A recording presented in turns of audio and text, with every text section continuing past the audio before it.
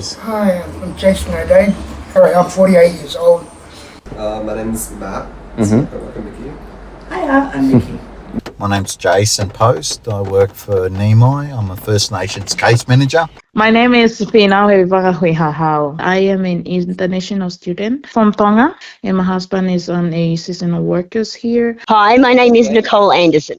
We both work for Nimai National in the STEM Aid program, supporting people to sustain their tenants. The last house I was in was falling apart. Like I had holes in the floors and the roof and stuff. And Most of the people we work with are in community housing properties, but we do also support a few people who are in DCJ housing properties or who are sleeping off having just come out of prison or hospital, places like that. I was homeless, so I was living in temporary accommodations. Actually received a transitional property over in Mays Hill, which then connected me with Uniting. It was my Uniting worker who then asked, do I need anything here? And obviously I needed furniture. There's a lot of homeless fellas that are just scraping by and they can't afford them sort of things that we need on usually short notice.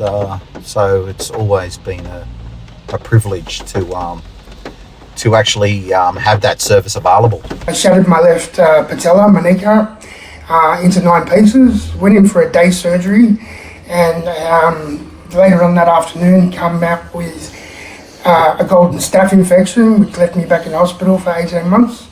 I can no longer use the left leg anymore; it doesn't bend. So pretty much have a hard time getting around anywhere at the moment. So. If they've been sleeping rough or they've been living with like very little, minimal things, it literally gives them a sense of, it makes them feel like a person. It makes them, I have one client who's engaged with your service who was really struggling to keep their property tidy because they didn't have anything, so it didn't feel like a home. And then when you guys were able to provide all the things that they needed, it literally meant that like they could take care of their property and they actually had a home now. So it gives people a sense of home. Like the referral system, I always seem to get a response, which is not always the case with most delivery or donated services. So yeah, I've built a pretty good relationship with the team there.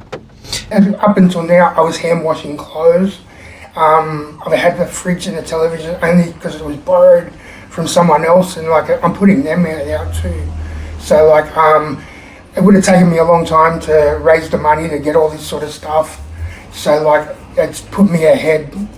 It's been a life-saving, like all the washing machine, the lounge, the outdoors sofa and all those things has been helping us through our daily lives here. The furniture's helped me awesome because I had nothing.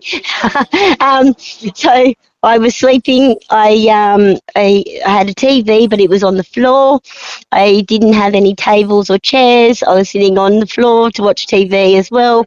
I was sleeping on an air bed. I had no toaster and things like this. So obviously the fact that they gave me the perfect size furniture to go with my studio apartment, little drop leaf table, chairs, the entertainment unit, the bed frame, plus then, toaster and kitchen utilities, to obviously just set my whole unit up. Without some of the goods that we source from you guys and some of the goods that we can only source from you guys, like washing machines, dryers, fridges, people's homes aren't livable, so they end up, abandoning their properties, returning to couch surfing, things like that, because they don't have the things they need to make that property livable. So I have an autoimmune disease and I can't get on disability quite yet. I'm still going through the processes of getting on disability. So I will be staying here for a while because it's affordable rent, at the moment. And it's a lovely little studio unit. At the moment, as I said, my capabilities are a bit going, but I'm actually going to look into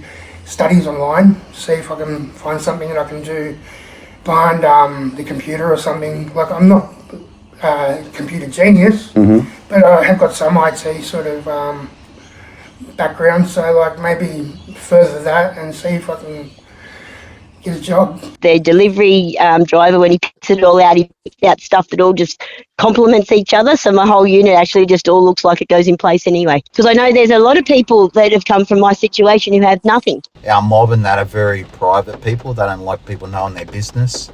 they like to be in their own space.